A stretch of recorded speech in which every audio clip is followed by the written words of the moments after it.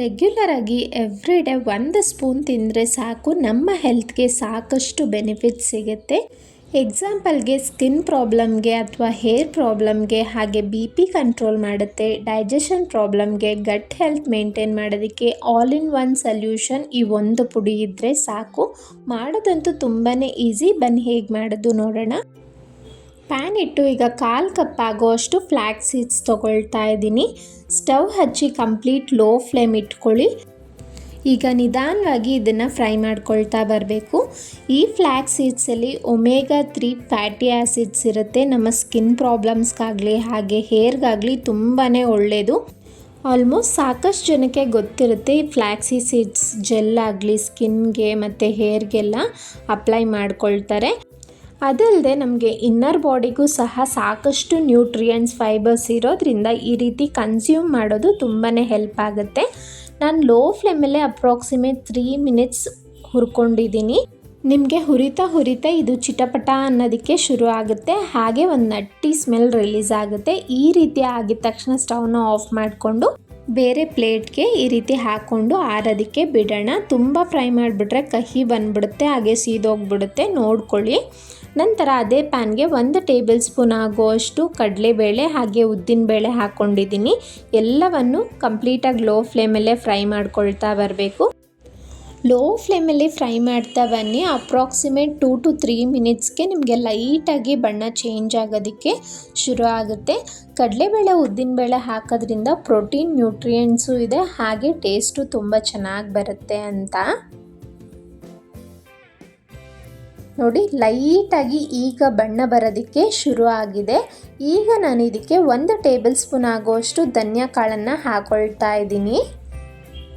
ನಂತರ 1/2 tea spoon ಆಗುವಷ್ಟು ಜೀರಿಗೆ, ನಂತರ 1/4 ಟೀ ಸ್ಪೂನ್ ಆಗುವಷ್ಟು ಮೆಂತ್ಯ ಕಾಳನ್ನು ಹಾಕೋಣ. ಮೆಂತ್ಯ ಕಾಳು ಹೇರ್ ಗ್ರೋತ್ಗೆ ತುಂಬಾ ಹೆಲ್ಪ್ ಮಾಡುತ್ತೆ.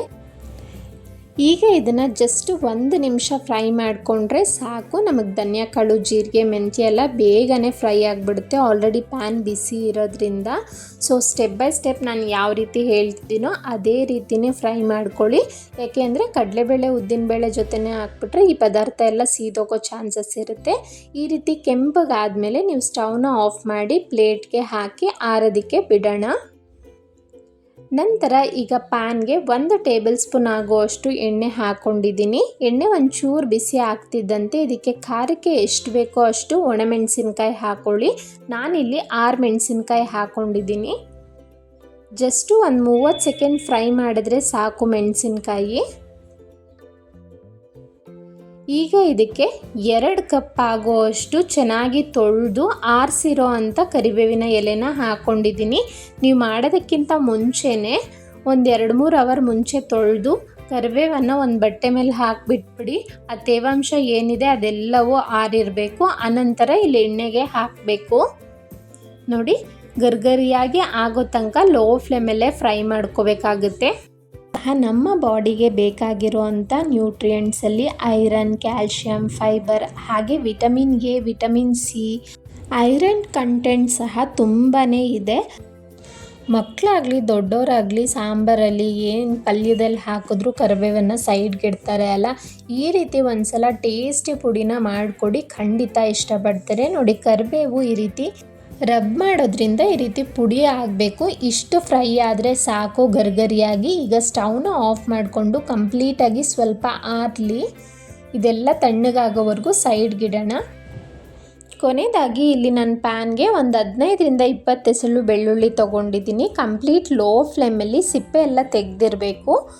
ಒಂದು 20 ಸೆಕೆಂಡ್ ಗ್ಯಾಪ್ ಕೊಟ್ಟು ಈ ರೀತಿ ತಿರುಗಿಸ್ಕೊಳ್ತಾ ಫ್ರೈ ಮಾಡ್ಕೊಳ್ಳೋಣ. ಅದರಲ್ಲಿರೋ ಅಂಥ ತೇವಾಂಶ ಎಲ್ಲ ಹೋಗಬೇಕು. ನೀವು ಬೇಕಾದರೆ ಡ್ರೈ ಗಾರ್ಲಿಕ್ ಪೌಡರೇ ಬರುತ್ತಲ್ಲ, ಅದು ಬೇಕಾದರೂ ಹಾಕ್ಕೊಳ್ಬೋದು. ಲೋ ಫ್ಲೇಮಲ್ಲೇ ಒಂದು 3 to 4 ಮಿನಿಟ್ಸ್ ಚೆನ್ನಾಗಿ ಈ ರೀತಿ ಗ್ಯಾಪ್ ಕೊಟ್ಟು ತಿರುಗಿಸ್ಕೊಳ್ತಾ ಫ್ರೈ ಮಾಡಿಕೊಂಡ್ರೆ ನಿಮ್ಗೆ ಅದರಲ್ಲಿರೋ ಅಂಥ ತೇವಾಂಶ ಎಲ್ಲ ಕಡಿಮೆ ಆಗುತ್ತೆ. ನೋಡಿ, ಈಗ ಈ ಬೆಳ್ಳುಳ್ಳಿ ಮೇಲೆ ಡಾಟ್ ಬ್ರೌನಾಗಿ ಬರುತ್ತೆ ಅಲ್ಲ, ಇಷ್ಟು ಫ್ರೈ ಮಾಡಿಕೊಂಡ್ರೆ ಸಾಕು. ಈಗ ಇದನ್ನು ಕಂಪ್ಲೀಟ್ ತಣ್ಣಗಾದಮೇಲೆ ಮಿಕ್ಸಿ ಜಾರ್ಗೆ ಹಾಕ್ಕೊಂಡು ತರ್ತರಿಯಾಗಿ ರುಬ್ಕೊಳ್ಳಿ. ಪಲ್ಸ್ ಮೋಡಲ್ಲಿ ಆನ್ ಆ್ಯಂಡ್ ಆಫ್ ಮಾಡಿಕೊಂಡ್ರೆ ಈ ರೀತಿ ರುಬ್ಕೊಂಡು ಇದನ್ನು ಪಕ್ಕಕ್ಕಿಡಿ. ನಂತರ ಇಲ್ಲಿ ಕಾಳು ಧನ್ಯ ಎಲ್ಲ ಹಾಕ್ಕೊಂಡಿದ್ನಲ್ಲ ಅದನ್ನು ಮೊದಲೇ ಪೌಡ್ರ್ ಮಾಡ್ಕೊಳ್ತೀನಿ. ಅದೆಲ್ಲ ಪೌಡ್ರ್ ಆದಮೇಲೆ ನಾನಿಲ್ಲಿ ಫ್ಲ್ಯಾಕ್ಸ್ ಸೀಡ್ಸ್ನ ಹಾಕ್ತಾ ಇದ್ದೀನಿ.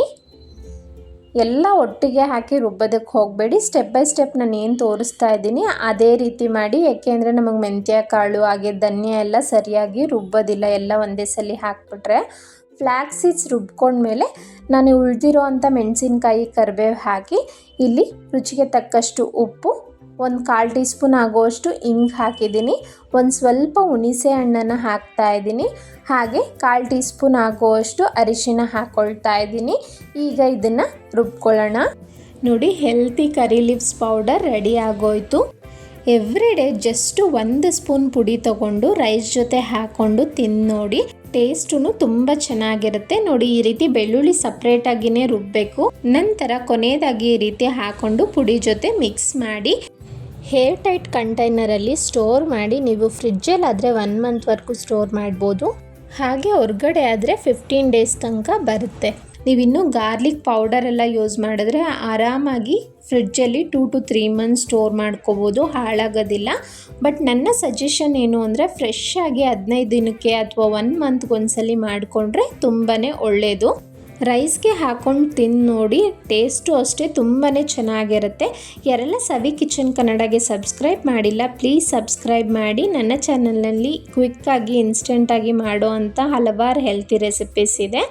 ಇಂಟ್ರೆಸ್ಟ್ ಇರೋರು ಚೆಕ್ ಮಾಡ್ಬೋದು. ಈ ವಿಡಿಯೋ ಇಷ್ಟ ಆಗಿದ್ರೆ ನಿಮ್ಮ ಫ್ಯಾಮಿಲಿ ಫ್ರೆಂಡ್ಸ್ಗೆ ಶೇರ್ ಮಾಡಿ, ಹಾಗೆ ವಿಡಿಯೋ ಲೈಕ್ ಮಾಡೋದನ್ನು ಮರಿಬೇಡಿ. Thank you so much for watching.